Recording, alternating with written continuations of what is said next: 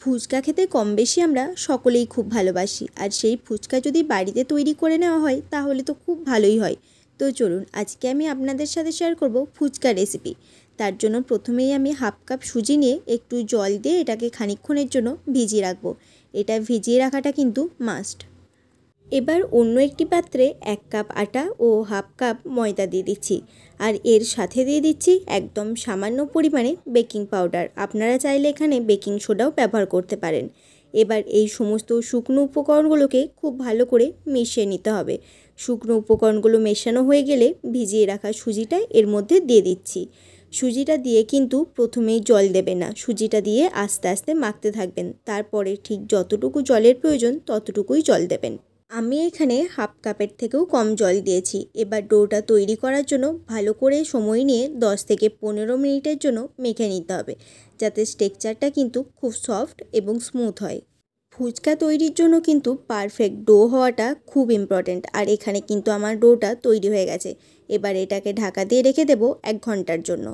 চলুন ততক্ষণে একটা মশলা তৈরি করে নেওয়া যাক। যার জন্য 1 চামচ গোটা ধনে, 1 চামচ গোটা জিরে, 8 থেকে 9টা গোলমরিচ ও একটা শুকনো লঙ্কা দিয়ে দিচ্ছি, আর সাথে দিয়ে দেবো হাফ টিস্পুন মৌরি।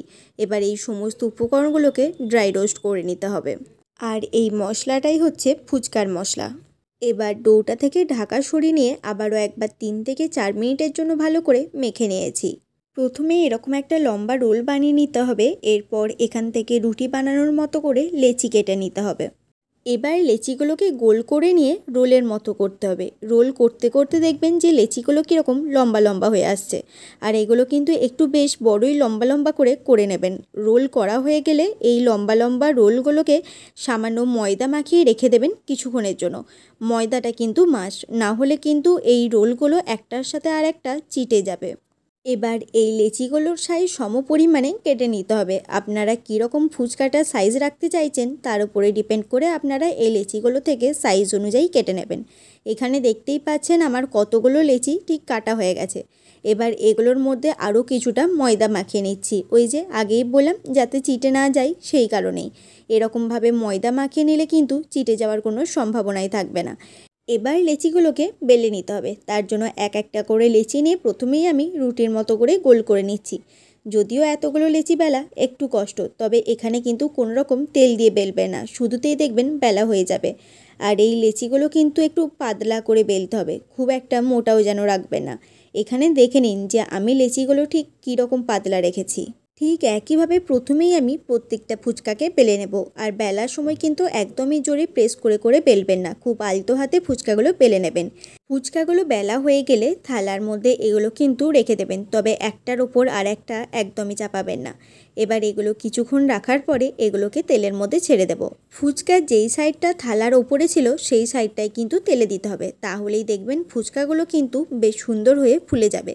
অপোজিট দিকটা দিলে ফুচকাগুলো সেরকমভাবে ফুলতে নাও পারে। আপনারা এখানে দেখতেই পাচ্ছেন যে ফুচকাগুলো ঠিক কীভাবে ফুলছে। আমি যেহেতু ফুচকা বেলায় অতটা এক্সপার্ট না, তাই ফুচকাগুলো একদমই গোল গোল হয়নি। তবে আপনারা যদি খুব সুন্দর করে বেলতে পারেন আপনাদের ফুচকা ডেফিনেটলি গোল গোল হবে। আর যেই ফুচকাগুলো দেখবেন ফোলেনি সেই ফুচকাগুলো আপনারা বাড়িতে বানিয়ে নিতে পারবেন পাপড়ি চাট। সেই রেসিপি যদিও আমার চ্যানেলে শেয়ার করা নেই, আপনারা অন্য কোনো ভিডিও দেখে পাপড়ি চাটও বানিয়ে নিতে পারেন খুব ইজি প্রসেসে। এবার পালা ফুচকার আলু মাখার। তার জন্য 3টে বড় বড় আলু প্রথমেই আমি সেদ্ধ করে মেখে নিয়েছি। এবার এই আলু মাখাটার মধ্যে দিয়ে দিচ্ছি গোটা ভিজিয়ে রাখা ছোলা, আর সাথে দিয়ে দিচ্ছি গোটা মটর, যেটা কিন্তু ভিজিয়ে সেদ্ধ করে রাখা আছে। আপনারা চাইলে সেদ্ধ নাও করতে পারেন। এবার এর মধ্যে দিয়ে দিচ্ছি ড্রাই রোস্ট করা বাদাম, আর সাথে দিয়ে দিচ্ছি তেঁতুলের টক জল। যেই টক জলটা আমরা জলের জন্য ব্যবহার করব সেখান থেকেই একটু জল দিয়ে দিচ্ছি আলুর মধ্যে। এটা কিন্তু একদমই মাস্ট, এটা ছাড়া ফুচকার টেস্ট ঠিকঠাকভাবে কোনো মতেই আসতে পারে না। আর সাথে দিয়ে দিচ্ছি পেঁয়াজ কুচি, কাঁচা লঙ্কা কুচি ও ধনেপাতা কুচি।